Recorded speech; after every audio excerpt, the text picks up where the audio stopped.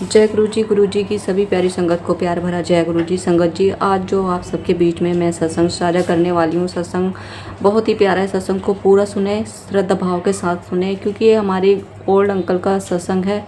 और इन्होंने गुरुजी महाराज की पैंट को सिलने से इनकार नहीं किया। पैंट तो ले ली, लेकिन गुरुजी महाराज की पैंट नहीं सिली। वो क्यों नहीं सिली, इस सब को आप सत्संग में सुन पाएंगे अंत तक, इसलिए सत्संग को जरूर सुने। और गुरुजी महाराज ने उनको कैसे कैसी घटनाओं से बचाया, कैसे कैसे ब्लेस किया है गुरुजी महाराज ने, और कैसे उनका बिजनेस उनको ब्लेस किया है, कैसे गुरुजी महाराज ने जज के रूप में बैठकर उनको ब्लेस किया है। तो सत्संग को जरूर अंत तक सुने, क्योंकि बहुत सारे सवाल आपके इस सत्संग से मिल जाएंगे, बहुत सारे हिंट मिलेंगे आपको इस सत्संग से। गुरुजी महाराज की बहुत सारी ब्लेसिंग मिलेगी इस सत्संग से आपको। और जब हम ओल्ड सत्संग सुनते हैं तो वाकई में हमें गुरुजी महाराज के बारे में बहुत कुछ पता चलता है। तो संगत जी, सत्संग को अंत तक सुने, ज़्यादा से ज़्यादा शेयर भी करें। अगर आपने देखिए अभी तक मेरे चैनल को सब्सक्राइब नहीं किया तो प्लीज़ सब्सक्राइब भी कर लीजिए, क्योंकि सबसे पहले आपके पास गुरुजी की महिमा सुनने का आपको अवसर मिले तो घंटे वाला बटन जरूर दबाएं। तो सत्संग को अभी हम यहाँ पे आपके सबके बीच में साझा करेंगे। उससे पहले गुरुजी महाराज की आज्ञा लेते हुए मंत्र जाप करेंगे। ओम नमः शिवाय शिव जी सदा साय, ओम नमः शिवाय गुरु जी सदा साय, ओम नमः शिवाय शिव जी सदा साय, ओम नमः शिवाय गुरु जी सदा साय। तो सत्संग को जरूर अंत तक सुने, ज़्यादा से ज़्यादा शेयर करें। जय गुरु जी। जय गुरु जी। संगत जी, संगत जी, आपको कलयुग में गुरु को प्राप्त करने के लिए कई जगह भटकना पड़ता होगा, लेकिन मेरे वाले सिस्टम में तो ऐसा है कि मेरे को गुरु जी ने ढूंढ के मेरे को अपना बनाया है। मैं आपको इसके बारे में बताना चाहता हूं कि मैं 1995 में जीटी रोड जलंधर में कंपनी बाग के पास कपड़े की दुकान करता था। साथ में मेरा टेलरिंग का काम था। मैं अपनी शॉप पे दोपहर के टाइम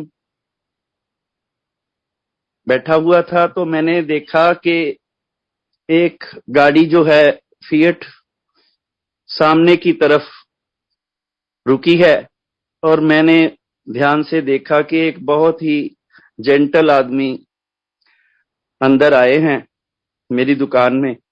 तो मैंने देखा कि उनके चेहरे से ही ऐसा लग रहा था कि जैसे वो कोई रूहानी ताकत है, और दूसरी तरह दिमाग में ये भी आ रहा था कि हाँ, जो गाड़ी चलाने वाला हो सकता है वो कोई एनआरआई भी हो सकता है, कि हाँ, अगर कोई रब जैसा आदमी हो, जिस तरह से चेहरे से पता चल रहा था, तो वो ना हो कि अगर वो आदमी कोई अच्छा रईस हो तो वो या तो कोई जज हो सकता है। जिससे कि मैं अपने इसी कंफ्यूजन में लगा हूं, तो वो अंदर आए और मेरे को बोला कि हाँ, व्हाइट कलर की पैंटों का कपड़ा दिखाओ। मैंने अपनी दुकान के अंदर जितने भी कोई थान थे मेरे पास व्हाइट कलर के, मैंने दिखाने शुरू कर दिए। उसमें से एक जो थान था उनको पसंद आ गया, उन्होंने टच करा और कहा कि इसकी 10 पेंटें बना दो। मैं बड़ा हैरान हुआ कि 10 पेंटें एक ही व्हाइट कलर की कोई कैसे ऑर्डर दे सकता है। तो मैं अभी इसी कंफ्यूजन में हूं कि ये कैसा आदमी है कि 10 पेंटें इकट्ठी सिला रहे हैं, क्या इनको इस तरह से है। चलो, मैंने अपने हिसाब से ये सोचा कि चलो, काम तो काम है, हमें क्या लेना देना है, हम सिलते हैं ना। उन्होंने मेरे से रेट करा कि ये कौन सा कपड़ा है, किस तरह से कपड़े का हिसाब है, क्या सिलाई होगी, कुछ नहीं करा। सीधा बोला कि 10 पेंटें सिल दो इसकी। मैं जब अपने काउंटर के बाहर आया हूं अपना इंची टेप लेके, तो मैंने रजिस्टर पे उनका नाम पूछा कि रजिस्टर पे अपना नाम लिखवाएं जी, कि आपका नाम क्या है। तो कहने लगे गुरुजी। मैंने कहा, ये गुरुजी किस तरह से किसी का नाम हो सकता है? या तो ये थोड़ा सा मेरे से मजाक के मूड में है, या पता नहीं किस तरह से। मैंने रिपीट करा इसी बात को। मैंने कहा कि आपका नाम क्या है जी सर, बताइए जो मैं लिखूं। कहने लगे, लिख दो आप गुरुजी, मैं 300 डिफेंस कॉलोनी जलंधर में रहता हूं, तो ये मेरा एड्रेस है। मैंने कहा चलो ठीक है, मैंने लिख लिया। और मैं उनका नाप लेने लगा। जब मैंने नाप लिया तो सारे नाप में तो उन्होंने कुछ नहीं कहा, सारी अपनी ऑप्शन जो मैंने बताई कि इस तरह से बननी है, इस तरह से बता दी। लेकिन जब मैंने उनको ये बोला कि हाँ ये लेंथ जो है, हम आपकी पैंट की लंबाई जो है वो हम 40.5 इंच रख दें तो अच्छी रहेगी, तब उन्होंने मेरे को ये बात पर्टिकुलर बोल दी कि नहीं, आप 40.5 की बजाय मेरी पैंटों की लंबाई जो है वो 42.5 कीजिएगा। मैंने कहा ठीक है। पहले तो मैं कुछ नहीं बोला, मगर उसी टाइम मेरे माइंड में आया कि ये गलत हो रहा है कि 42.5 पैंट की लंबाई अगर ज्यादा हो जाएगी तो बाद में भी हमारे को ही ऑल्टर करनी पड़ेगी, तो पहले से ही बोल देते हैं कि ये लंबाई ज्यादा है। तो मैंने कहा सर ये जो लंबाई आप रखा रहे हैं ये ज्यादा है, आप बहुत ज्यादा है तो आधी इंच या 1 इंच और बढ़ा लीजिए, वो तो चल जाएगा, मगर 42.5 बहुत लंबी हो जाएगी, जिससे कि आपकी पैंट जो है वो नीचे से लगेगी भी, और मोबाइल पर, जिससे कि आपको लगेगी भी, और इस तरह से मुश्किल हो जाएगी हमारे को। कहने लगे नहीं, आप 42.5 ही रखें। तो मैंने कहा चलो ठीक है। मैंने पैंट की जब पूरी उनका नाप ले लिया तो मैंने कहा ठीक है जी, ये बिल बना दिया आपका, और बिल पकड़े आप दे दे मेरे को पैसे। कहने लगे कि पैसे मिल जाएंगे, कोई बात नहीं। मैंने कहा जी एडवांस दे दें आप पैसे, तभी पैंटें बनेगी ना। तो हंस के बोले कोई बात नहीं, अभी दे देते हैं पैसे। उन्होंने अपनी पैंट के पास इस तरह से कुछ हाथ घुमाया, मैंने नहीं देखा वो सीन, मैं देख नहीं पाया क्योंकि थोड़ा साइड में थे वो। तो मैंने उनसे जब बोला तो उन्होंने 500 का जो नोट है वो मेरे हाथ में रख दिया इस तरह से। कहने लगे ये लो पैसे और पेंटे बना दो। मैंने कहा जी ये 500 रुपया तो बहुत कम है, मेरा 12-12.5 हजार रुपए का बिल बना है, तो आप पैसे थोड़े और दें।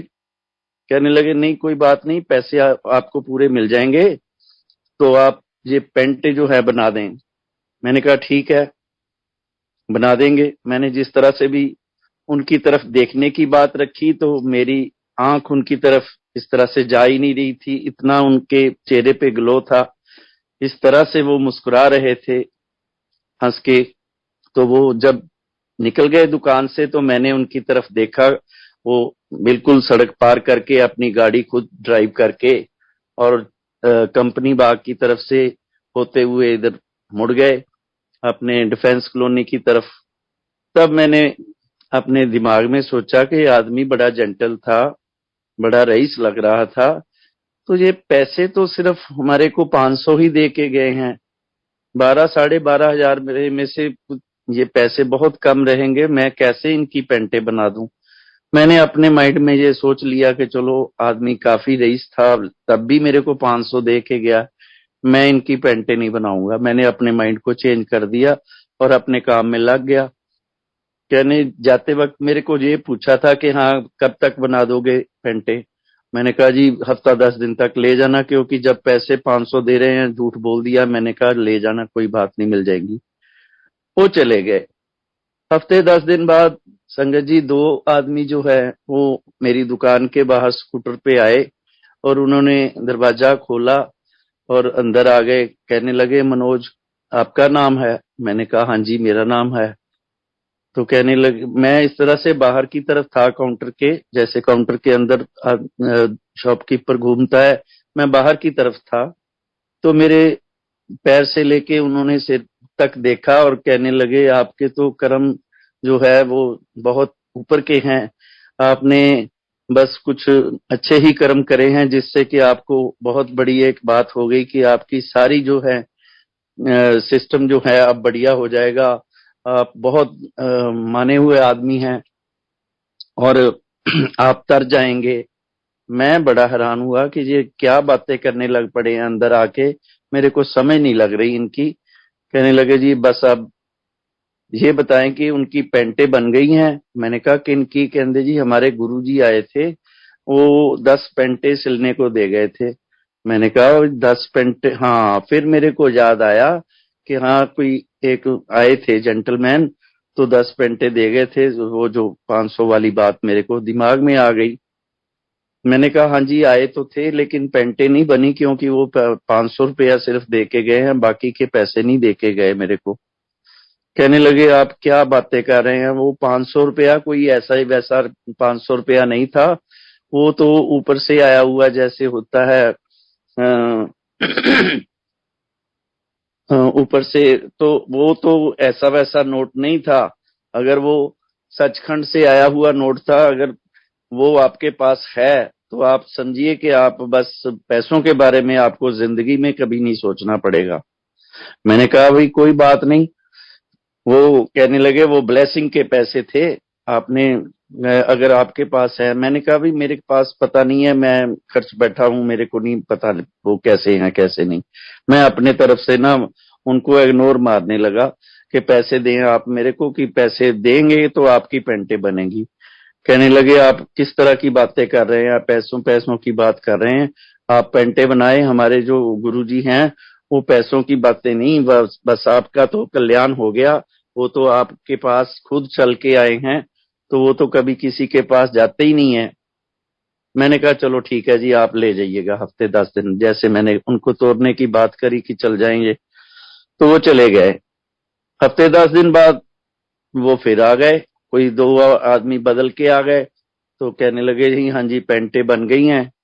मैंने कहा जी ऐसा है कि पेंटे कैसे बन जाएंगी, वो पहले 500 रुपया दे के चले गए हैं, जेंटलमैन आदमी आया था। वो 2 आदमी आए हैं, वो पैसे मांगे हैं तो वो भी नहीं दे रहे। आप पैसे लाए हैं, लाइए मेरे को पैसे दें, मैं उनका काम करूं। आप चक्कर क्यों लगा रहे हैं, मैंने भी अपना काम करना होता है। तो मैंने फिर उनसे इस तरह से बात जब करी तो कहने लगे कि आप पता नहीं किस तरह से पैसों पैसों की बातें कर रहे हैं बार बार। हमारे गुरुजी के लिए ये जो पैसे है ना कुछ खास बात नहीं रखते, 12 साढ़े 12 हजार रुपया हम भी आपको दे सकते हैं, गुरुजी भी आपको दे सकते हैं। मगर आपको पता नहीं है कि आप किस तरह की हस्ती को इस तरह से लेके चल रहे हैं, क्योंकि इतने पैसे तो हम भी दे सकते हैं, लेकिन हमारे को ऊपर से कोई ऑर्डर नहीं है कि हम आपको पैसे भी दे दें पूरे। मैंने सोचा पता नहीं ये किस तरह के आदमी मेरे पास आने लग पड़े हैं, मैं कंफ्यूज हो गया। कहने लगे कि आपको पता नहीं है कि आपको दिन में कभी ना कभी वो मनोज करके आवाज लगाते हैं और हमारे से पूछते हैं कि मनोज आया है या नहीं। मैंने कहा पता नहीं क्यों मेरे को ये कंफ्यूज कर रहे हैं। तो चलो, कहने लगे कि आप कभी ना कभी उनके पास जाया करें, वो आपको याद करते हैं हर रोज। मैंने सोचा कि पता नहीं जा तो मेरे को ये बेवकूफ बना रहे हैं, पता नहीं मैं सीधा सा आदमी हूँ दुकानदार, तो मेरे को क्यों इस तरह से परेशान कर रहे हैं। मैंने कहा चलो कोई बात नहीं। मैंने फिर उनको थोड़ा सा ना गुस्से वाला जवाब दे दिया। मैंने कहा ऐसा है कि अगर वो जिस तरह से आप बातें कह रहे हैं कि कभी वो हमारे को शिव जी दिखते हैं, कभी वो गुरु नानक का रूप दिखते हैं, तो मैंने कहा ऐसा है कि अगर आपके वो ऐसे ही हैं तो मेरे पैसे क्यों नहीं दे रहे हैं वो।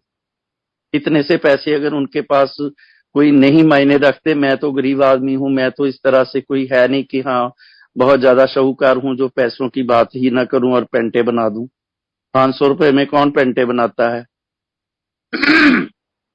मैंने कहा इस तरह से है कि आप अगर ज्यादा बात करते हैं ना तो मैं आपको सीधी बात बता दूं। तो उनमें से एक आदमी बोला कि अंदर क्या बात है। मैं कहा अगर मेरे पास शिवजी भी पैंट कमीज पहन के आ जाएंगे ना, जिनको मैं अपना सबसे ऊपर मानता हूं, मैं उनसे भी पैसे ले लूंगा, क्योंकि मैं दुकानदार हूं। मेरे को नहीं पता कि शिवजी जो आए असली रूप में थोड़ी आएंगे कि जटाएं लगी होंगी, ऊपर से गंगा चल रही होगी, इस तरह से थोड़ी आएंगे। अगर वो पैंट कमीज पहन के आएंगे तो मेरे जैसे आम आदमी के लिए तो मुश्किल है उनको पहचानना, जबकि मैं शिवजी से ऊपर किसी को नहीं मानता। मैं आपके गुरु जो भी हैं, आप बता रहे हैं गुरु जी हैं जो, मैं उनकी कोई ये नहीं कह रहा हूं कि मैं इज्जत नहीं करता, करता हूं। मगर पैसों के मामले में तो मेरे पेट लगा हुआ है। मैंने भी कहीं से पैसे दे के अपना सामान खरीदना होता है। मैं अपनी दुकानदारी के पॉइंट ऑफ व्यू से उनको थोड़ा सा पुट्ठा सीधा बोल के मैंने उनसे कहा कि अगर पैसे देने हैं। कहने नहीं पैसे तो नहीं, आप पेंटे बना दें, कोई बात नहीं, आपको पैसे मिल जाएंगे। बड़े तरीके से उन्होंने बात करी, कोई गुस्से से नहीं करी। लेकिन वो पैसे ना दे के फिर चले गए। मैंने कहा चलो ठीक है, अब थोड़ा सा मैंने अपनी तरफ से इनको समझा दिया है, अब ये शायद दोबारा ना आए। लेकिन 2 दिनों के बाद शायद, मैं शायद इसलिए बोल रहा हूं कि मैं आपको आगे बताऊंगा कि मैं 27-28 साल बाद ये मेरा किस्सा जो है मेरे को याद आया है, और याद भी किस तरह से कराया है गुरुजी ने कि मैं आगे जाके बात बताऊंगा। तो वो चले गए और 2-3 दिनों के बाद दो, एक सरदार जी थे और एक हिंदू जेंटलमैन थे, वो बाहर आए हैं और स्कूटर लगा के तो अंदर आके कहने लगे, ये लो जी आप 5,000 रुपया लीजिए और उनकी पेंटें तैयार कर दीजिए गुरुजी की। मैंने कहा चलो ठीक है, मैंने पैसे रखे और सोचा कि चलो 5500 रुपया तो आ गया, आधे से थोड़े कम ही सही, चलो काम तो हुआ। अब इनको इस तरह से नहीं, चक्कर नहीं लगवाने देंगे, क्योंकि काफी चक्कर इनके लग गए हैं और मेरे को मेरे पैसे भी थोड़े से आ गए हैं। मैं दुकानदारी के तौर पे शाम के टाइम मैंने सोचा कि आज इनकी पेंटे काट देते हैं। मैंने 4:30 बजे संगत जी थान वो निकाला और 10 पेंटे काट के मैंने अपने ऊपर जो मेरी वर्कशॉप थी, मैंने उस कारीगर को कह दिया कि ये लो पेंटे बनानी शुरू कर दो इनकी। तो जब पेंटे मैं ऊपर दे के नीचे आ गया हूँ और बैठा हूँ, तो गुरुजी ने मेरा दिमाग जो है वो पता नहीं किस तरह से कंफ्यूज कर दिया और मेरे दिमाग में हलचल मचा दी। मैंने सोचा कि ये 10 पेंटे तो मैंने काट दी हैं, 5500 रुपया मेरे पास आया है, इसमें से जो मेरी असली लागत है वो भी नहीं आई, तो 10 पेंटे मैंने काट दी हैं। जो ओरिजिनल आदमी है नाप देने वाला, वो तो कभी आया ही नहीं मेरे पास। ये जो आदमी आते रहे हैं, ये आके मेरे को तरह तरह की बातें तो सुनाते रहे हैं, 5500 5000 चाहे दे गए हैं, हो ना हो ये पेंटे ना लेने आए, तो मैं गरीब आदमी हूं, मैं 10 पेंटे कहाँ बेचूंगा। और वाइट पेंटे ऐसी होती हैं कि कोई लेता है, बहुत कम लेते हैं लोग, जो हमारे जहाँ जिस तरह से है सिस्टम। तो मैं बड़ा फंस गया वाली बात हो गई मेरी, और मैं बड़ा डरा हुआ कि मैंने कहा मैंने गलती पे गलती कर दी कि पेंटे काट दिए। फिर मेरे दिमाग में एक जो गुरुजी चाहते थे, उन्होंने जिस तरह से मेरे से चक्कर रखा, वो मेरे चक्कर, मैं उनके चक्कर में भी आ गया समझी, और मेरा बेड़ा पार करने वाली बात तो पहले हो चुकी थी। दोबारा उनका जो हिसाब था मेरे से, वो उन्होंने पूरा करवा लिया। वो इस तरह से हुआ कि मैं थोड़ी देर में ही अपने मन को समझाने लगा कि क्यों ना हम असली पार्टी को मिलके आए, मैं मिलके आऊं। कि जो नाप देने वाला था वो अपना एड्रेस दे गया था कि 300 डिफेंस कॉलोनी जलंधर में मैं रहता हूं और गुरुजी मेरा नाम है। मैंने कहा चलो कोई बात नहीं, आज अब ऐसे ही करते हैं, क्योंकि इस तरह से ना हो कि मैं जाऊं ना वो आए ना, तो पेंटे दरी की दरी रह जाएंगी, मैं तो फंस जाऊंगा। मैंने 6:30 बजे संगत जी बाहर जो शो विंडो का एक डोर है, मैंने वो इस तरह से बाहर लॉक करा और मोटरसाइकिल पे चला गया 300 डिफेंस कॉलोनी में। जब मैं वहां गया तो मैंने देखा कि वहां तो जो कोठी थी ना कॉर्नर वाली, वहां गाड़ियां खड़ी थी, एम्बेसडर फलाना तमकाना, काफी अच्छी अच्छी गाड़ियां जो हैं, वो नीले रंग की बत्तियां लाल रंग की बत्तियां खड़ी हुई थी। तो मैंने देख के समझा कि ये तो बहुत रईस आदमी, मेरे वाली बात सही है, या जज है या ये रईस है, या जिस तरह से कोई अच्छा एक कहा जा सकता है। तो मैंने बाहर ही जब देखा तो गाड़ियों के बीच में कहीं, जैसे कहते हैं ना कि आम आदमी डरता है, मैंने बीच में ही गाड़ियों के मोटरसाइकिल फंसा दिया और चला गया। जब अंदर जाने लगा तो सेवादार ने कहा बैठ जाओ आप अंदर जाके। तो मैं सर्दी की वजह से थोड़ा सा, काफी ठंड लग रही थी, तो मैंने इस तरह से जब अंदर गया तो मैं अंदर का माहौल देख के इतना हैरान रह गया कि इतनी पिन ड्रॉप साइलेंट थी वहां पे और गुरबानी चल रही थी। तो मेरे को लाल कारपेट बिछा हुआ था। तो मैं जब बैठने की बात सोचने लगे कि हाँ, दिमाग में आता है ना कि इस तरह से बड़े बड़े ऑफिसर्स वगैरह की गाड़ियां और ऑफिसर्स बैठे हुए थे, तो मैं उनके बीच में बैठता हुआ भी थोड़ा सा हिचकिचा रहा था कि मैं अतला सा आदमी हूँ, मैं अगर इनके बीच में बैठूं तो कोई इस तरह से अच्छा नहीं लगेगा कि हाँ लेकिन फिर भी मैं हिम्मत करके बीच में जाके बैठ गया, जहां जगह मिली मैं बैठ गया। तो थोड़ी देर में ही एक सरदार जी, कोई मेरे को जानते थे शायद, मेरे को इस तरह, दुकानदार को सभी जानते होते हैं, दुकानदार कभी कभार किसी को नहीं भी पहचानता। तो वो थोड़ा सा आगे आगे सिरकते हुए मेरी तरफ आ गए। उन्होंने कहा कि हाँ ज्योति, तू किथे। मैं इस तरह पीछे करके जब देखा तो मैंने कहा भाई ये मेरे को जानते तो हैं, मगर मैं जहां बोलूं ना, क्योंकि जहां पे मैं पहली बार आया हूँ, शोर जहां पे बिल्कुल नहीं है, मैं कुछ भी बोला तो कोई आदमी गुस्सा ना कर जाए। मैं चुप रहा, मैं बैठा रहा। वो थोड़ी देर के बाद उन्होंने मेरे शोल्डर पे इस तरह से टच करके बोला, ज्योति तू किथे आया, किद्दां आया। मैंने सोचा कि ये मेरे को परेशान करेंगे और मेरे को भी इस तरह से अच्छा नहीं लगेगा, तो मैंने बोल दिया कि मैं पैसे लेने आया हूँ। वो सरदार जी मेरे पीछे ही पड़ गए। उन्होंने फिर मेरे को इस तरह से टच करके बोला थोड़ी देर में, किदे कोलों पैसे लेना आया। मैं गुस्से में आ गया, मैंने उनको बोल दिया, मैंने कहा ਤੁਹਾਡੇ गुरु जी कोलों पैसे लेना आया। वो कुछ इस तरह से हो गया कि हाँ पता नहीं मैंने कोई गलती कर दी है ये बात कर। उसने मेरे को इस तरह से कहा कि गुरुजी कोलों पैसे लेना है। मैं संगत जी डर गया, मैंने कहा पता नहीं मेरे से क्या गलती हो गई है।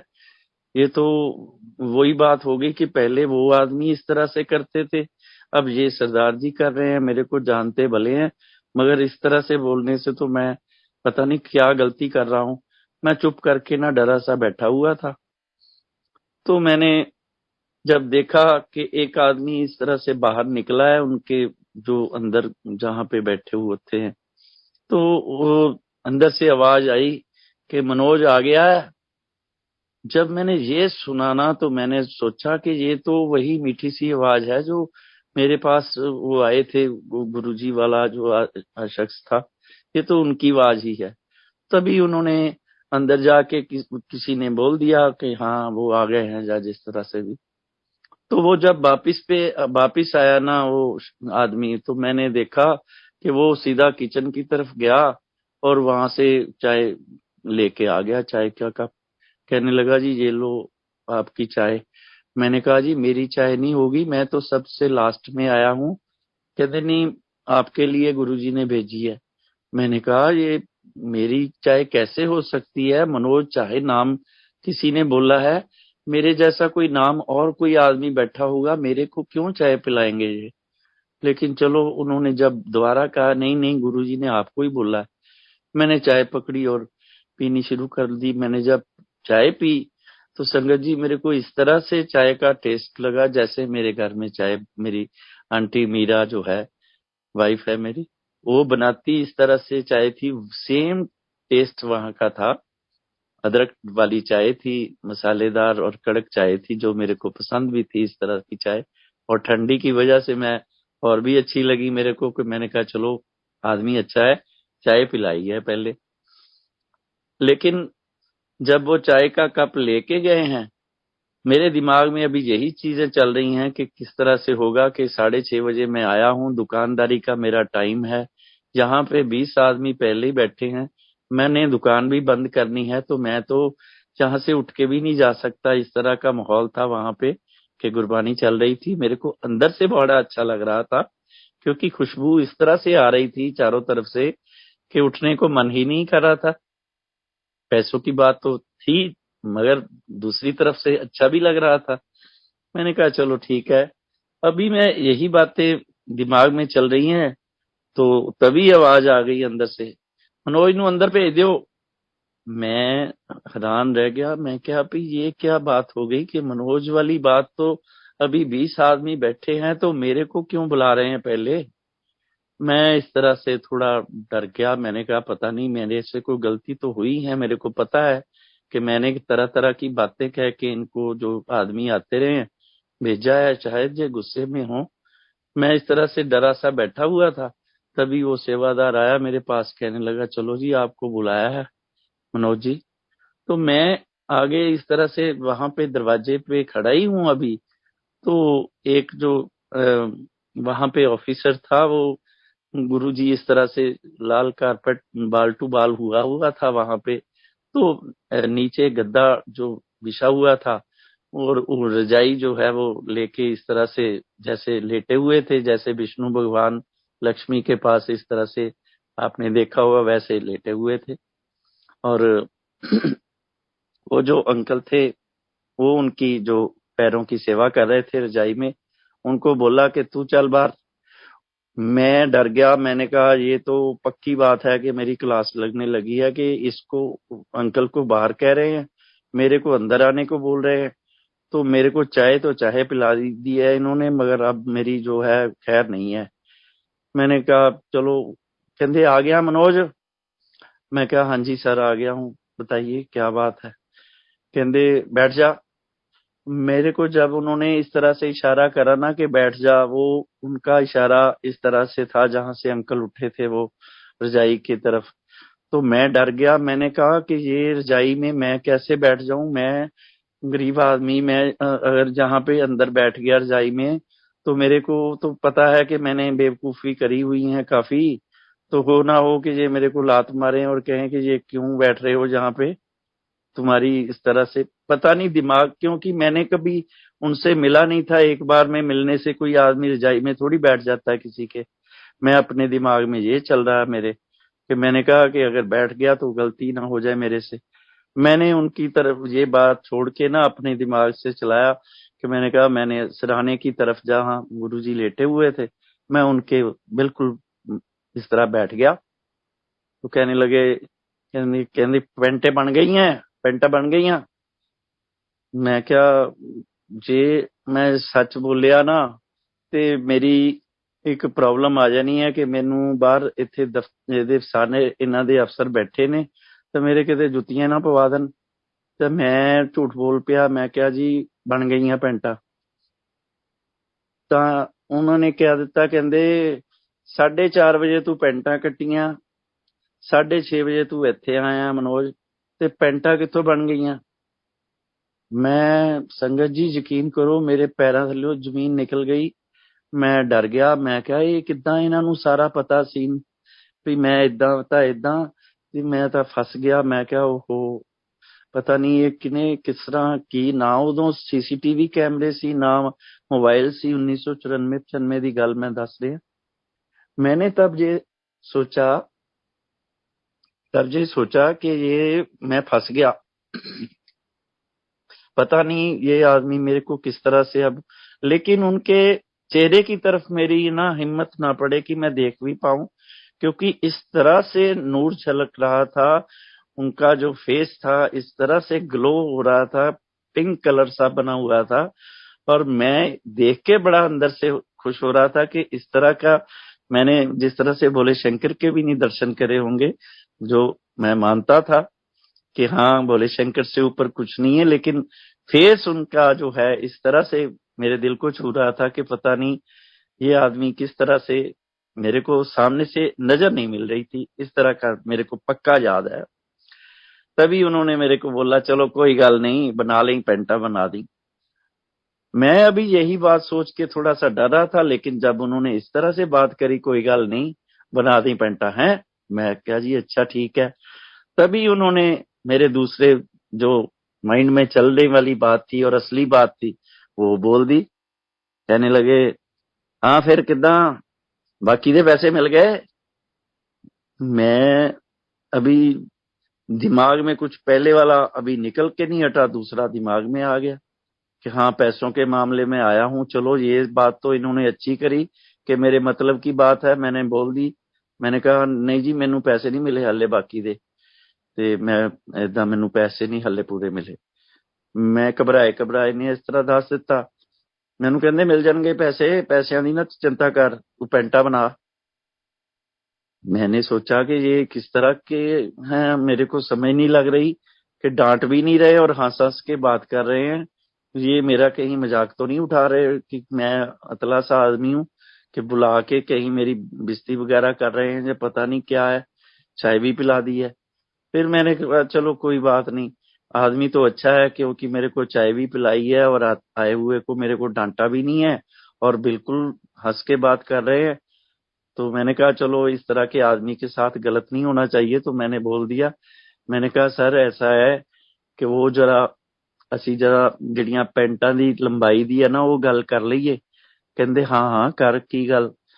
ਮੈਂ ਕਿਹਾ ਜੀ ਉਹ ਪੈਂਟਾਂ ਦੀ ਲੰਬਾਈ ਜਿਹੜੀ ਹੈ ਨਾ 42.5 ਇੰਚ ਨਾ ਰਖਾਓ ਤੁਸੀਂ, ਕਿਉਂਕਿ ਤੁਹਾਡੇ ਪੈਰ ਪੂਰ ਚ ਫਸ ਗਈ, ਕਿਤੇ ਗਿਰ ਜਾਓਗੇ ਜਾਂ ਕਿੱਦਾਂ। ਮੈਂ ਆਪਣੇ ਦਿਮਾਗ ਨਾਲ ਇਹੀ ਗੱਲ ਕਹਿ ਸਕਦਾ ਸੀ ਵੀ 10 ਪੈਂਟਾਂ ਦੀ ਆਲਟਰੇਸ਼ਨ ਕਰਨੀ ਮੇਰੇ ਲਈ ਮੁਸ਼ਕਲ ਹੋ ਜਾਣੀ ਹੈ। ਮੈਂ ਉਸ ਗੱਲ ਤੇ ਅੜਿਆ ਸੀ ਵੀ ਨਾ ਇਹ 40.5 40 41 ਰਖਾ ਲੈਣ, ਨਾ ਜ਼ਿਆਦਾ ਲੰਬੀ ਰਖਾਣ। ਲੇਕਿਨ ਉਹਨਾਂ ਨੇ ਉਸ ਗੱਲ ਤੇ ਮੈਨੂੰ ਗੱਲ ਸਮਝਾਈ। ਕਹਿੰਦੇ ਨਹੀਂ ਨਹੀਂ ਤੂੰ 42.5 ਇੰਚ ਹੀ ਰੱਖਣੀ ਹੈ, ਕਿਉਂਕਿ ਨਾ ਜਦੋਂ ਮੈਂ ਇਸ ਤਰ੍ਹਾਂ ਕੁਰਸੀ ਤੇ ਬੈਠਦਾ ਨਾ ਤਾਂ ਮੈਂ ਏਦਾਂ ਲੱਤ ਨੂੰ ਹੈ ਨਾ ਥੋੜਾ ਜਿਹਾ ਮੋੜ ਕੇ ਰੱਖ ਦਿੰਦਾ, ਲੱਤ ਦੇ ਉੱਤੇ ਲੱਤ ਰੱਖ ਕੇ ਬੈਠਦਾ। ਮੇਰਾ ਜਿਹੜਾ ਪੈਰ ਹੈ ਨਾ ਉਹ ਨੰਗਾ ਨਹੀਂ ਹੋਣਾ ਚਾਹੀਦਾ, ਇਸ ਕਰਕੇ ਤੈਨੂੰ ਮੈਂ ਕਿਹਾ ਵੀ ਲੰਬੀ ਰਹਿ। ਮੈਂ ਕਿਹਾ ਮੈਂ ਕੀ ਲੈਣਾ ਦੇਣਾ, ਠੀਕ ਹੈ ਜਦ ਇੱਕ ਬੰਦਾ ਕਹਿ ਹੀ ਰਿਹਾ, ਜਿੱਦ ਕਰ ਰਿਹਾ, ਮੈਂ ਕੀ ਲੈਣਾ ਦੇਣਾ। ਮੈਂ ਕਿਹਾ ਠੀਕ ਹੈ ਜੀ ਮੈਂ ਬਣਾ ਦਾਂਗਾ। ਕਹਿੰਦੇ ਬਣਾ ਦੇਂ, ਕਹਿੰਦੇ ਕਿੱਦਣ। ਮੈਂ ਕਿਹਾ ਜੀ 2-3 ਦਿਨਾਂ ਤੱਕ ਬਣਾ ਦੂੰਗਾ। ਕਹਿੰਦੇ ਠੀਕ ਹੈ ਜਾ ਐਸ਼ ਕਰ।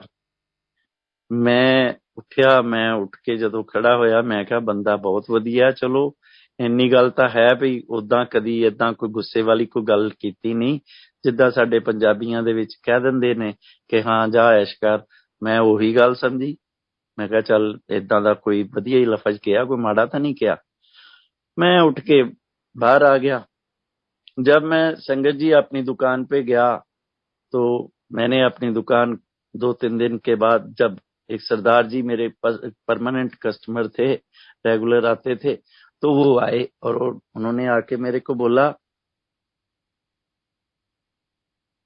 कि ज्योति जी आप कहाँ गए थे, परसों मैं आया था तो आपका ये शो विंडो का दरवाजा बंद था। और मैंने कहा मैं ਇੱਕ ਬਾਬਿਆਂ ਦੇ ਕੋਲ ਗਿਆ ਸੀ, ਉਹਨਾਂ ਦੇ ਪੈਂਟਾਂ ਸੀਨੀਆਂ ਦਿੱਤੀਆਂ ਸੀ ਇੱਥੇ ਡਿਫੈਂਸ ਕਲੋਨੀ ਤੇ, ਉੱਤੇ ਗਿਆ ਸੀ ਤਾਂ ਕਰਕੇ ਦੁਕਾਨ ਬੰਦ ਸੀ ਇੱਧਰਲਾ। ਉਹ ਮੇਰੇ बस पीछे पड़ गए।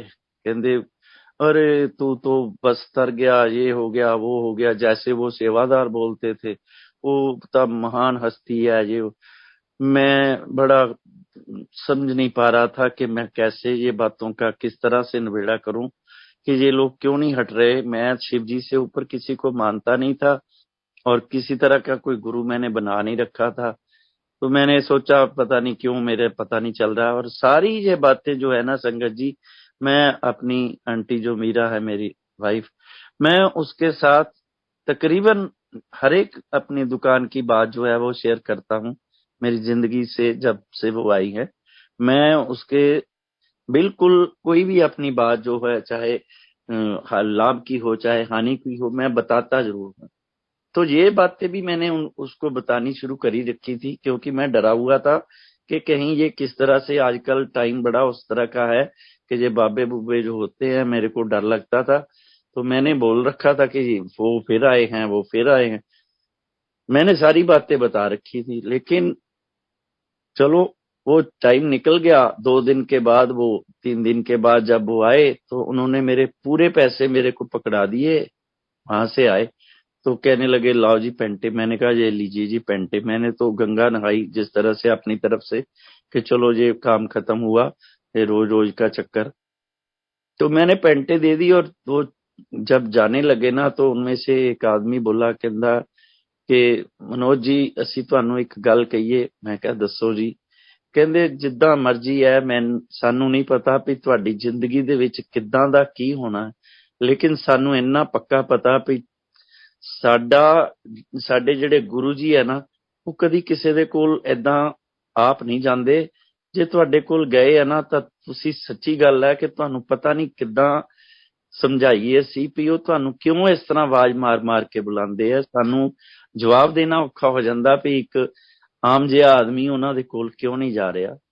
ਅਸੀਂ ਤੁਹਾਨੂੰ ਪੈਸੇ ਦੇ ਚੱਲੇ ਆ, ਪੈਂਟਾਂ ਲੈ ਚੱਲੇ ਆ, ਲੇਕਿਨ ਤੁਸੀਂ ਸਾਡੇ ਕਹਿਣੇ ਤੇ ਨਾ ਸਹੀ, ਜਿੱਦਾਂ ਵੀ ਤੁਹਾਡੇ ਦਿਮਾਗ 'ਚ ਕਦੀ ਵੀ ਆਵੇ ਨਾ, ਤਾਂ ਤੁਸੀਂ ਕਦੀ ਨਾ ਕਤਾਈ ਨਾ ਆਪਣੇ ਟਾਈਮ 'ਚੋਂ ਟਾਈਮ ਕੱਢ ਕੇ ਗੁਰੂ ਜੀ ਨੂੰ ਮਿਲਣ ਜ਼ਰੂਰ ਜਾਇਆ ਕਰਿਓ।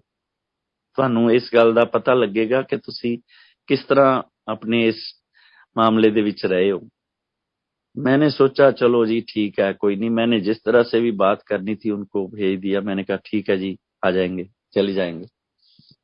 जब संगत जी वो चले गए तो मैंने अपने हिसाब से अपना काम शुरू कर दिया दुकानदारी का, और मैं अपने बिल्कुल दुकानदारी के मूड में चलने लगा।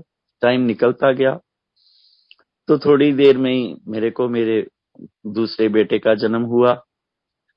2 बेटे हैं मेरे, 1 बेटी है। जब बेटा आ गया तो मैं बड़ा खुश, दूसरा बेटा। फिर मेरे को मेरा घर दे दिया गुरुजी ने। हमारा जो जितना भी बड़ा सा घर है मेरे को मिल गया।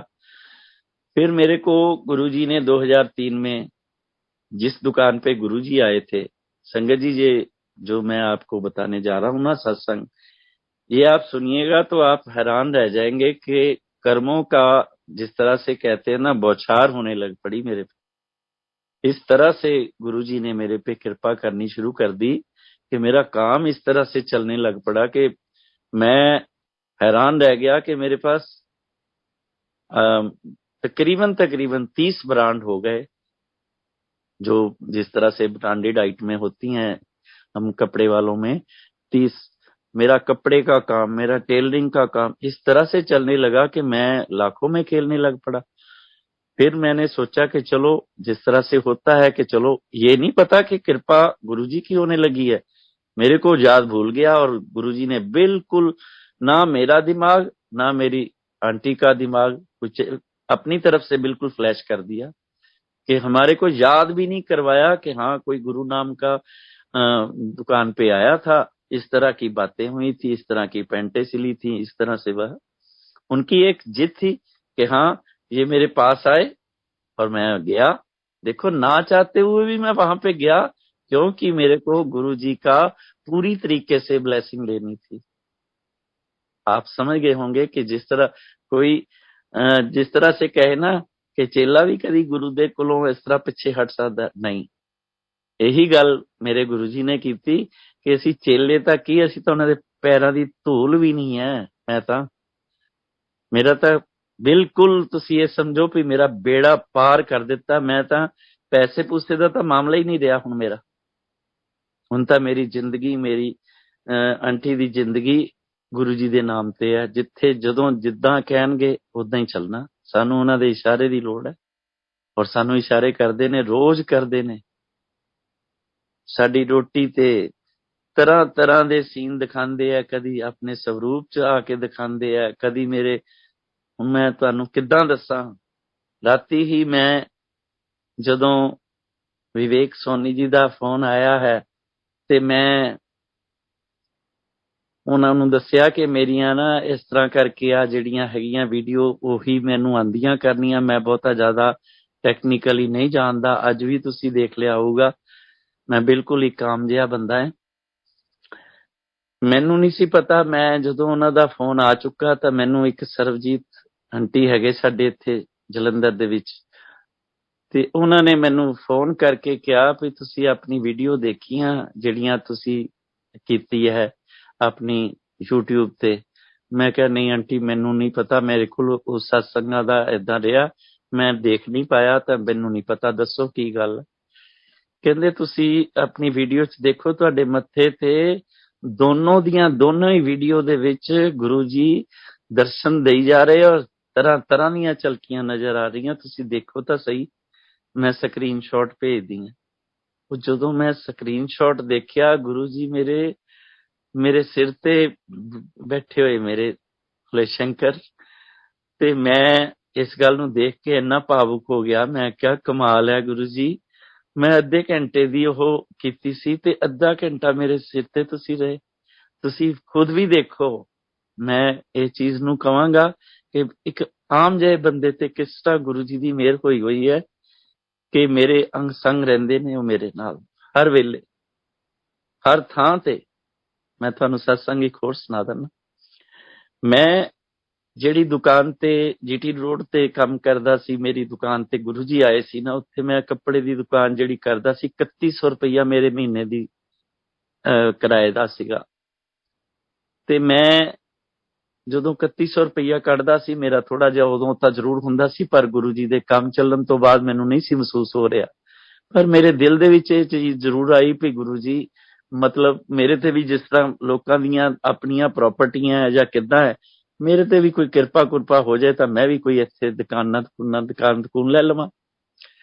गुरु जी ने मेरे पे इतनी रहमत करी, इतनी मेहर करी कि जिस दुकान पे गुरु जी आए थे, मैं किराए पे था ना, 5 दुकानें छोड़ के मेरे को 2 दुकानें लेके दी, जिनका साइज जो है ना 12 दुकानों जितना था।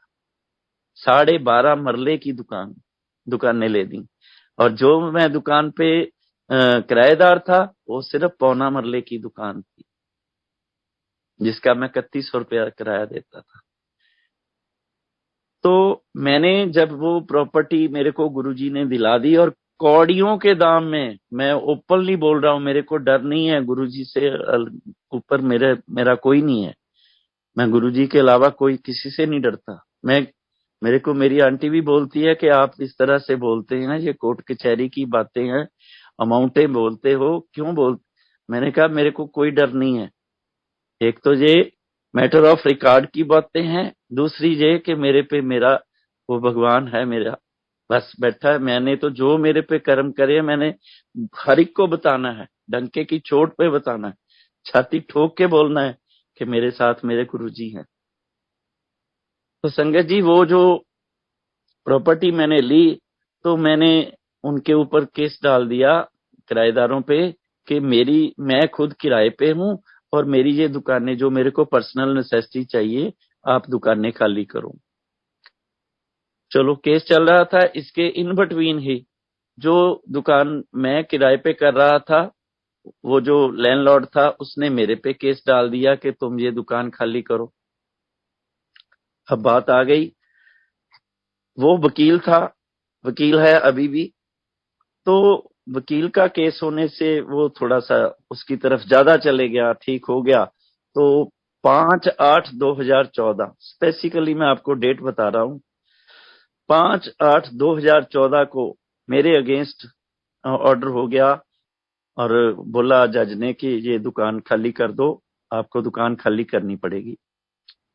मैंने सोचा कि ये तो मेरे से बहुत एक अजीब सी बात होगी कि मेरे से मेरी दुकान जा रही है। मैं बड़ा भगवान से सोचने लगा कि ये किस तरह से होगा मेरा। संगत जी, 6/8/2014 को मैंने केस डाल रखा था मैंने जलंधर में, तो मैंने एडिशनल सेशन जज को बोला जाके कि देखिए 5 तारीख को मेरे ये ऑर्डर हो गए हैं कि ये मेरे को दुकान छोड़नी है, मेरी किराए वाली। आप मेरी दुकानें तो मेरे को दें, मैं ऑन रोड आ जाऊंगा। तो यकीन कीजिए, ये जो सृष्टि के मालिक हमारे गुरुजी महाराज, वो जज के रूप में बैठ गए।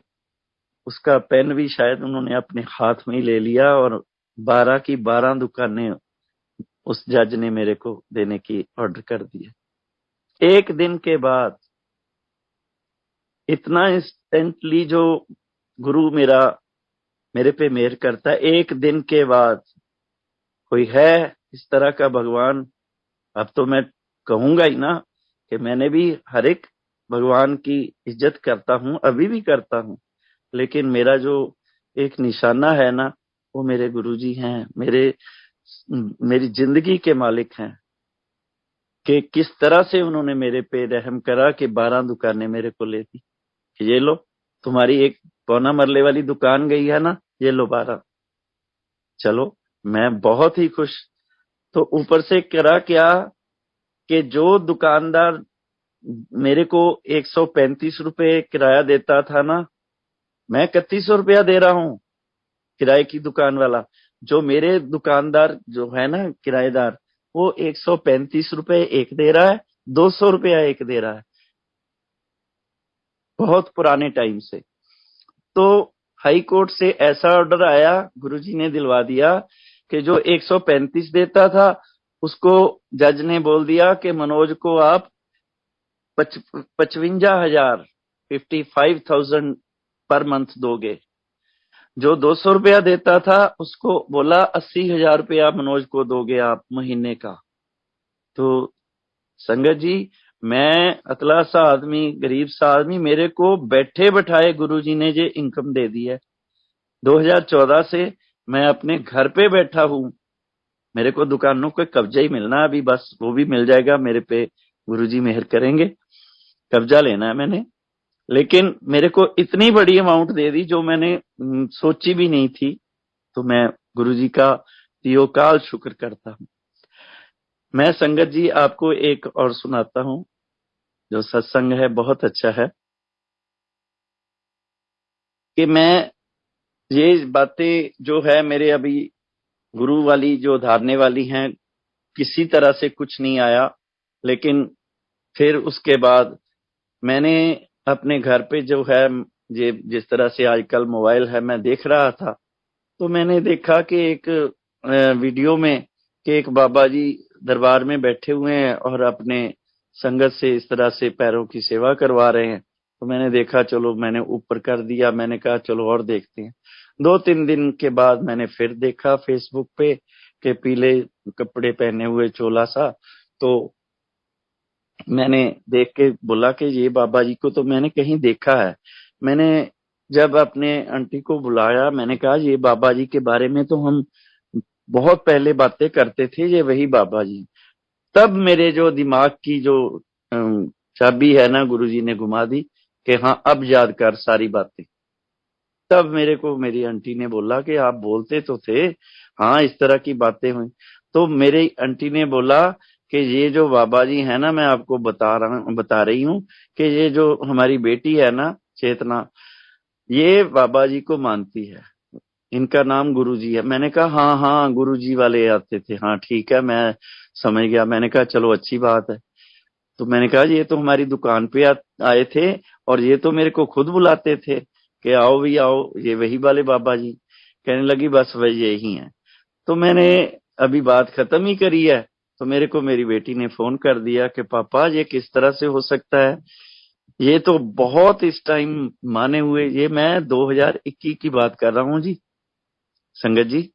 तो मैंने उसका फोन अटेंड करा, वो इस तरह से हुई थी कि बस मानो कोई बहुत बड़ी बात। मैं सुन के सोचने लगा कि ये क्या बात है। कहने लगी कि अभी तो इनकी ये बात है कि बस लाखों में लोग इनके दर्शन को। मैंने कहा चलो अच्छी बात है, बच्चा है थोड़ा सा इस तरह से बात। मैंने कहा कोई बात नहीं बच्चे, हम जाएंगे दर्शन करके आएंगे। उसने मेरे को नहीं कुछ भी बताया और बोली कि हाँ आप जाइएगा।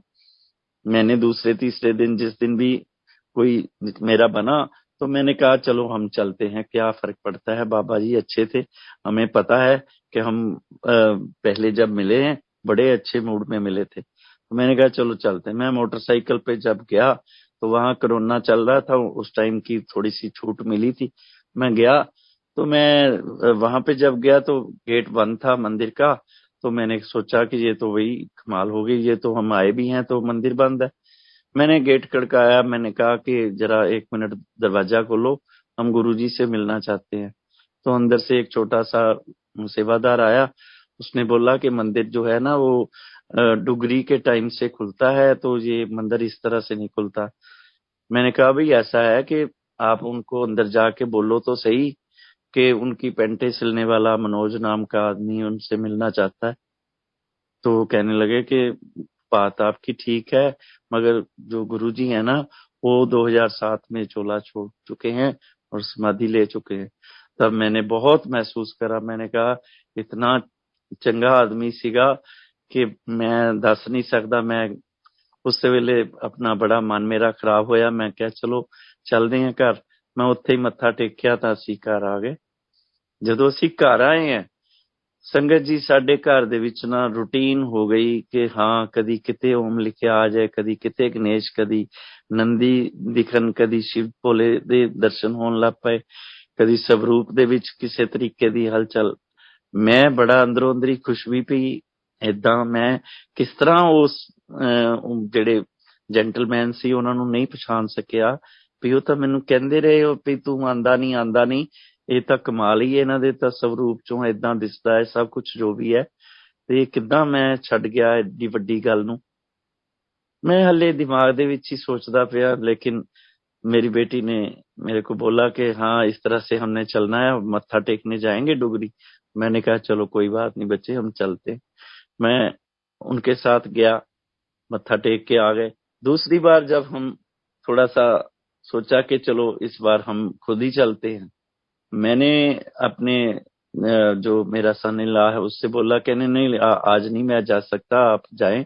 तो हम चारों जाने, मैं, मेरी आंटी, मेरी बेटी और उसकी बेटी, हम चारों जाने 5 दिसंबर जब उनकी मैरिज एनिवर्सरी थी बेटी की, तो मैंने गए। और रास्ते में जब हम जाने लगे हैं, मैंने जलंधर से ही एक अपने दिल में कामना रखी कि गुरुजी मैंने काफी स्टिकर देखे हैं आपके गाड़ियों पे लगे हुए गुरुजी वाले, अगर मेरी गाड़ी को भी आप ब्लेस कर दें, ये गुरुजी वाला हो, मेरे को वहां से डुगरी से मिल जाए तो मेरा अच्छा हो जाए, जरा मेरे को अच्छा लगेगा कि मैं भी गुरुजी वाला हूँ, अंदर से मैं बहुत खुश हूँ। ठीक है, मगर ये भी एक थोड़ा सा आपकी ब्लेसिंग हो जाएगी। मैं जब चला तो गुराया के पास जो फिलौर है, फिलौर के रास्ते में मैं 70-80 से ज्यादा गाड़ी नहीं चलाता मैं, बहुत ज्यादा, और सारी सड़क खाली थी। तो जब मैं गया तो वहां देखा कि रास्ते में इस तरह से बवंडर बन के मेरी गाड़ी के आगे आया, पीले रंग का बादल से इस तरह से मेरे शीशे पे जो गाड़ी के आगे का है उस पे इस तरह से टकराए और आवाज आई जिस तरह से कोई चीज काफी पानी के जैसे। तो मैंने खुद देखा सीन कि पता नहीं किस तरह से वो ऐसे बन के आए और मेरी गाड़ी पे, इनको भी आवाज आई, सबको कहने लगे ये क्या बात हो गई, ये आवाज किस तरह की। मैंने कहा भाई हम साइड पे जाके आगे जाके रोकेंगे, पीछे से कोई गाड़ी ना ठोक दे कोई, काफी तेज चलाते हैं आजकल लोग। मैं जब वहां पे गया तो वहां जो है ना फास्ट टैग का था वो, रोकते हैं वहां पे, क्या नाम है, रिचार्ज करने के लिए। तो मैं रुका तो उसी टाइम मेरी आंटी ने इस तरह से शीशे को नीचे करा और शीशे पे इस तरह से हाथ लगाया आगे की तरफ, तो देखा कि शहद उसने चखा और कहने, जोर जोर से कहने लगी ये तो शहद है। तो कहने लगी ये तो सचखंड वाला शहद गुरुजी ने हमारे को ब्लेस कर दिया। मैं बहुत ही ज्यादा खुश था उस दिन कि गुरुजी ने बिल्कुल, देखो ये तो देखने वाली बात होगी कि मेरा शीशा भरा हुआ था। मैंने कहा चलो हम इतना ड्राइव करके आए हैं, ये शीशे से जितना भी चलो निकल गया सो कोई बात नहीं, हमने एक बोतल में जितना इकट्ठा हो सका करा, सचखंड का शहद। तो हम बड़ी ही खुशी से आगे गए। जब हम आगे जाते हैं तो संगत जी, लुधियाना के पास वो एक पुल बन रहा था, वहां बहुत ही ज्यादा ट्रैफिक थी, हमारी गाड़ी बिल्कुल बीच में फंस गई, ना आगे, इतना ट्रैफिक बस।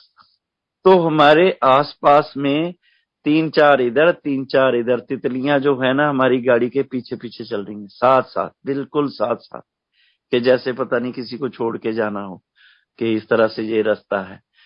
हम इतना ज्यादा खुश कि देखिए गुरुजी ने किस तरह से हमारे को इतनी छोटी सी चीज मांगी है, इतनी बड़ी चीज दे दी है। पहले शहद के इस तरह से करा, अब तितलियों के दर्शन करवा रहे हैं, और तरह तरह की इतनी ब्यूटीफुल तितलियां मैंने देखी नहीं, हर तरह के मल्टी कलर्स। तो मैंने कहा चलो गुरुजी की एक ये कृपा है हमारे पे। हम आगे चले गए जब, तो हम वहां जब डुगरी गए तो हम वहां पे गाड़ी लगाने लगे पार्किंग में। तो मैंने सेवादार को बोला कि हम इधर लगा लेते हैं, ये गाड़ी जो है ना ब्लेस होके आई है गुरुजी की, ये देखिए शायद। तो सभी ने गाड़ी को नमस्कार करना शुरू कर दिया। वहां टेंट लगा था, हम आगे गए तो वहां स्वरूप बांटे जा रहे थे चरण के, जो गुरुजी के चरणों के हैं। तो मैंने कहा मेरे पास ये चरण का स्वरूप नहीं है, तो मैं आगे हो गया और मैंने कहा ये मेरे को दे दें आप। कहने लगे आप लंगर करके आए और प्रसाद जो है लेके आए और दर्शन करके आएंगे, आपको मिल जाएंगे, कोई बात नहीं आप आइए। हम जब वापिस आए तो हमने कहा कि लाइए हमारे को हमारा वो दे दे। तो कहने लगे देखिए वो तो खत्म हो गए, ये गुरुजी वाला जो है ना स्टिकर पड़ा है जो गाड़ी पे लगता है, ये आप ले लें, ये आपके पड़ा है। मैं हैरान रह गया कि देखो गुरुजी की जो महिमा है किस तरह से, कि हमने दिल में ये सोचा था कि हाँ कि इस तरह से, लेकिन गुरुजी ने हमारे को वही स्टिकर हमारे को दे भी दिए। तो मैं हैरान था कि गुरुजी ही जान सकते हैं। फिर हमारे को एक और मैं आपको सुनाता हूँ कि हम फिर गए वहां पे, जाने की बात रखी कि डुगरी चलते हैं। मैं और मेरी आंटी जो है हम गाड़ी पे जा रहे हैं, हमारे को रास्ता भी पता है, सब कुछ पता है, लेकिन मैंने एक एएसआई के पास ना ट्रैफिक का था, मैंने गाड़ी रोक दी। मैंने कहा भाई हमने डुगरी जाना है। वो कहने लगा ये जो नहर जाती है ना इसकी तरफ आप चले जाएं, आप डुगरी चले जाएंगे। हम जब आगे चले गए, हम 30-35 किलोमीटर 40 किलोमीटर इधर उधर गांव में घूमते रहे। हमारे को डुगरी कहीं कोई बताए ना, कोई इधर भेज दे कोई। हम जब आधा घंटा घूम आए, हम वापस आ गए उसी रोड पे। मैंने कहा ये तो हम खराब हो गए, हमारे को रास्ता पता होते भी हमको क्यों पूछना था इस एएसआई से। गलत करा हमने, ये तो हमारे को भटका दिया इसने। और बिल्कुल संगत जी उसके बगल में ही एक वो जो है ना चौक आता है अंदर की तरफ से जो जाती है, उस तरफ हमने जाना था डुगरी। तो मैं जब बाहर निकला मैंने कहा ये देखो पास में ही थे हम, और हम इस तरह से भटक गए, गलत हमको भेज दिया। जब हम आगे जाते हैं तो संगत जी वहां पे इतना बड़ा एक्सीडेंट हुआ है। स्विफ्ट गाड़ी ही हमारे पास है, स्विफ्ट गाड़ी का ही एक्सीडेंट ऑपोजिट तरफ से आने वाली गाड़ी के साथ हुआ है, बड़ा मेजर एक्सीडेंट था। तो हमने आगे जाके गुरुजी का शुक्रिया करा कि गुरुजी ने हमारे को किस तरह से वहां पे आधा घंटा घुमाने की बात रखी कि तुम इधर ना आओ, इधर एक्सीडेंट होगा।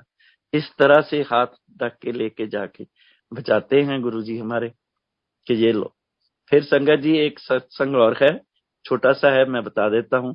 अभी अभी की बात है कि राहुल गांधी आए थे, यहाँ पे पैदल यात्रा थी। हमारे सिस्टर के कोई रिलेटिव थे, उनकी डेथ हो गई थी, लुधियाना जाना था। मैं जब बस स्टैंड गया, मैं गाड़ी तो ले जा सकता नहीं था, वहां बहुत ही ज्यादा ट्रैफिक होता है, मोटरसाइकिल पे भी नहीं क्योंकि रास्ते बंद थे। मैं गाड़ी पे चढ़ा अभी बस के ऊपर तो मेरा पैर फिसल गया। मैं पीछे की बात बता रहा हूँ, पिछले पिछले हिस्से की जो बस की होती, मैं गाड़ी के पिछले टायरों में नीचे आने लगा था। अभी कोई आवाज भी दे तो पता ना चलता कि हाँ किस तरह से होता है।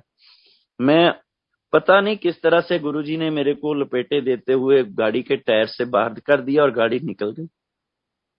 अगर मैं इस तरह हो जाता, मैं टेक्निकली बता नहीं सकता, अगर मैं थोड़ा सा भी इस तरह हो जाता ना तो 2 टायर जो होते हैं ना वो मेरे ऊपर से निकल जाते। इस तरह से मेरे को बचाया मेरे गुरुजी ने कि मैं हैरान रह गया कि मेरे बस इतनी थोड़ी सी जिस तरह से खरोच जरूर आई, लेकिन कपड़े भी नहीं फटे मेरे।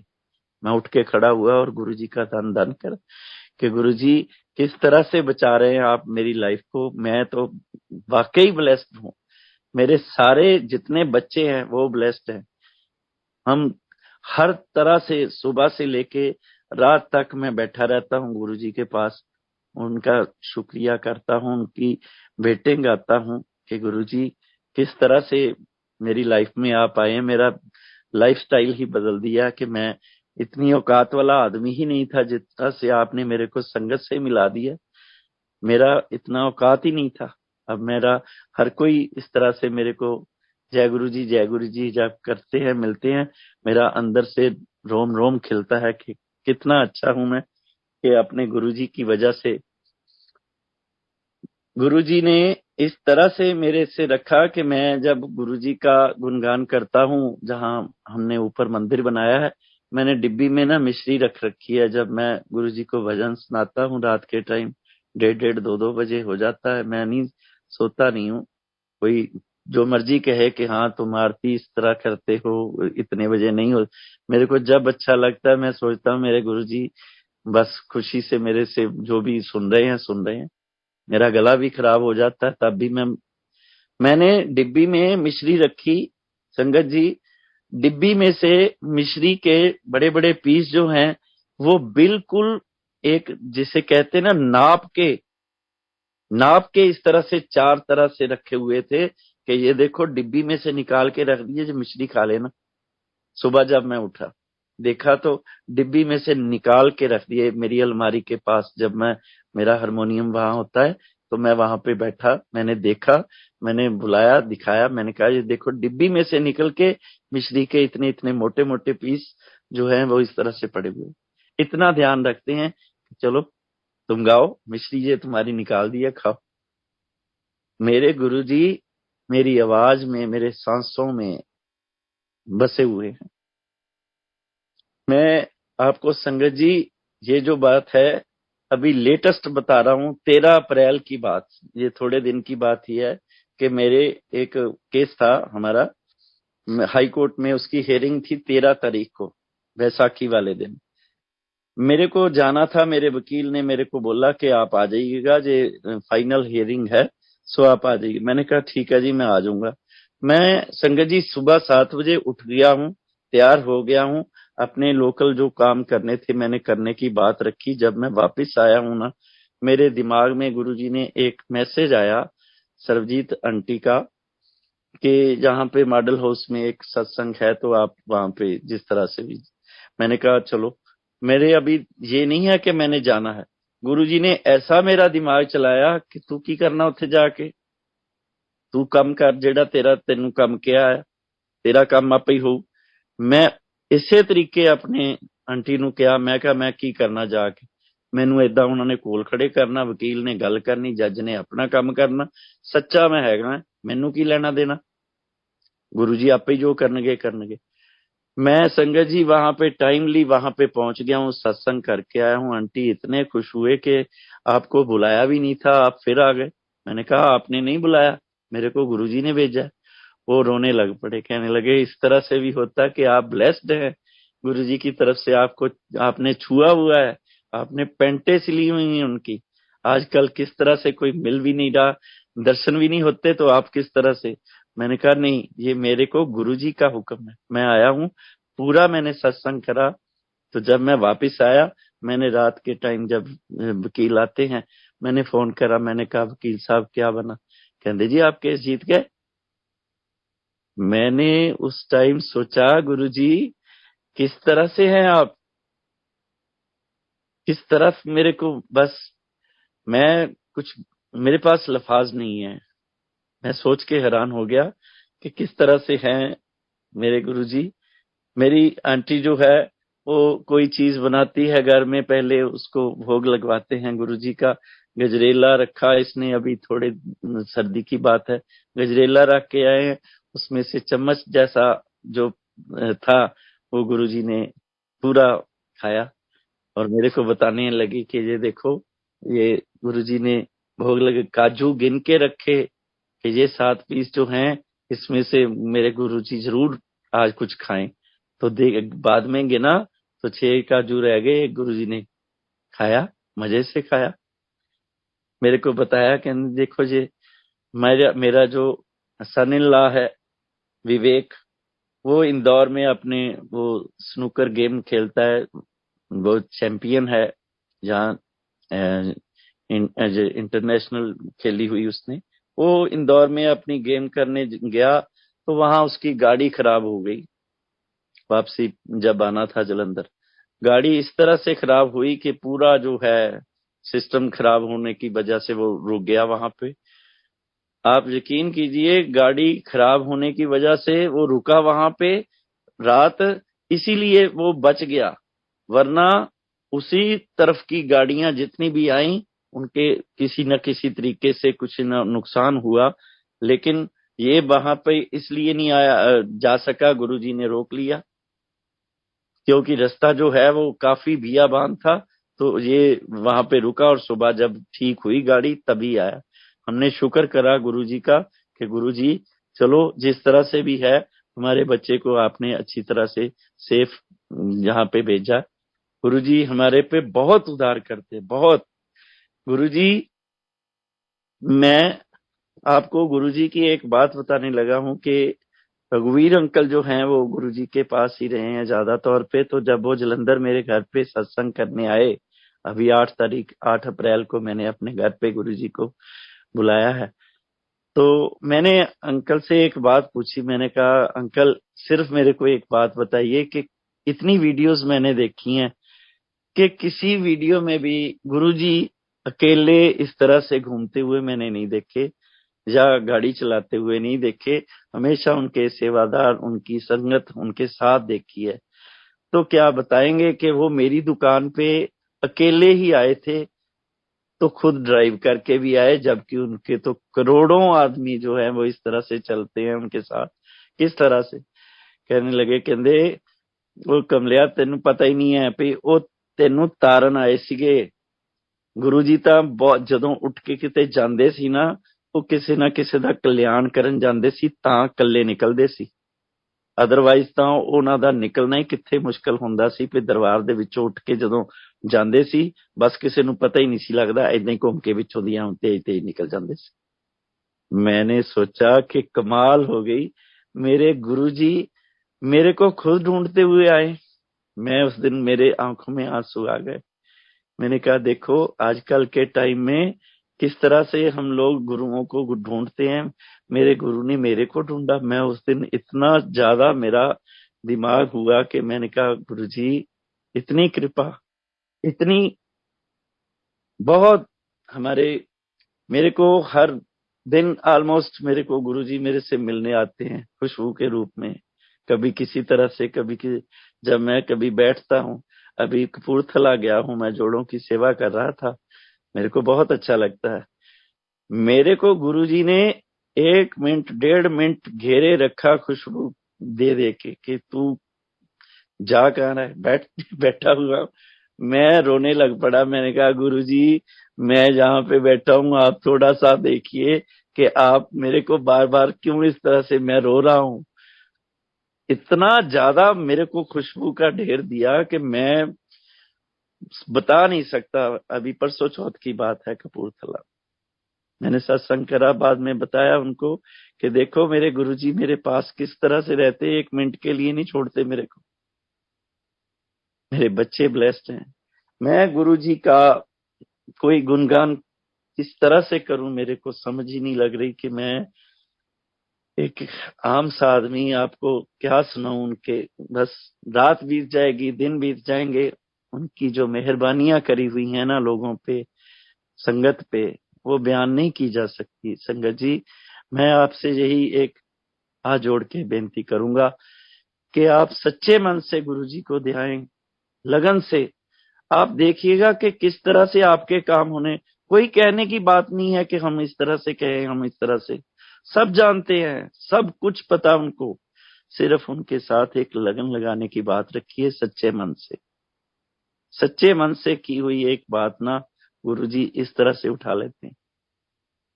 उन्होंने ये बात मेरे को रघुवीर अंकल ने भी बताई कि तुम्हारे जैसे आदमी को तो यूं पकड़ते थे कि जो जिस तरह से हठीला है, जैसे एक बच्चा होता है ना लाडला, वो थोड़ा सा शरारती भी होता है, उसके अंदर थोड़ा जिद्दीपन भी, इस तरह से कहने लगे तुम्हारे जैसे आदमी को यूं पकड़ते थे कि आओ भाई तुमको तो नहीं छोड़ना, तुम शंकर के मानते हो ना, मैं भी शंकर को ही मानता हूं, आओ।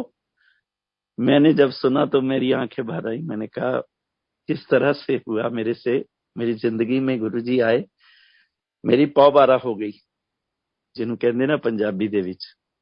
ਮੈਂ ਤਨੋ ਤਨ ਹੋ ਗਿਆ, ਮੈਨੂੰ ਹੋਰ ਕੁਝ ਨਹੀਂ ਚਾਹੀਦਾ, ਮੇਰੇ ਕੋਲ ਸਭ ਕੁਝ ਹੈ ਗੁਰੂ ਜੀ ਦਾ ਦਿੱਤਾ। ਅੱਜ ਦੀ ਡੇਟ ਨੂੰ ਮੈਂ ਕੁਝ ਨਾ ਚਾਹੁੰਦਿਆਂ ਹੋਇਆ ਵੀ ਜਿਹਨੂੰ ਕਹਿ ਲਈਏ ਮੈਨੂੰ ਸਭ ਕੁਝ ਮਿਲ ਜਾਂਦਾ ਵੀ ਆ ਲਚਕ ਕੀ ਤੂੰ ਕਹਿਣਾ ਕੀ ਹੈ। ਮੇਰੀ ਔਕਾਤ ਵੀ ਨਹੀਂ ਸੀ ਇੰਨੀ ਜਿੰਨੀ ਕਿ ਮੈਨੂੰ ਬਣਾ ਦਿੱਤਾ ਗੁਰੂ जी। सो मैं आप सबको यही एक हाथ जोड़ के विनती करूंगा कि गुरु जी से सच्ची लगन लगाइए, सीधा जुड़िए। कोई इनके बीच में कोई ब्रोकर नहीं है, कोई कुछ नहीं है। सिंपल हमारे गुरु जी का एक ही है, ओम नमः शिवाय, शिव जी सदा सहाय। ओम नमः शिवाय, गुरु जी सदा सहाय, सदा सहाय। बस जय गुरु जी, जय गुरु जी, जय गुरु जी, जय गुरु जी, जय गुरु जी। संगत जी अभी हम सत्संग को विराम करेंगे गुरु जी महाराज की आज्ञा लेते हुए, और अभी हम फिर से दोबारा से गुरु जी महाराज का मंत्र जाप करेंगे। ओम नमः शिवाय, शिव जी सदा साय, ओम नमः शिवाय, गुरु जी सदा साय, ओम नमः शिवाय, शिव जी सदा साय, ओम नमः शिवाय, गुरु जी सदा साय। संगत जी आप भी अगर अपने सत्संग शेयर करना चाहते हैं तो मेरे व्हाट्सएप नंबर पर आप अपने सत्संग शेयर कर सकते हैं। जय गुरु जी, शुक्राना गुरु जी, love you Guru ji Maharaj.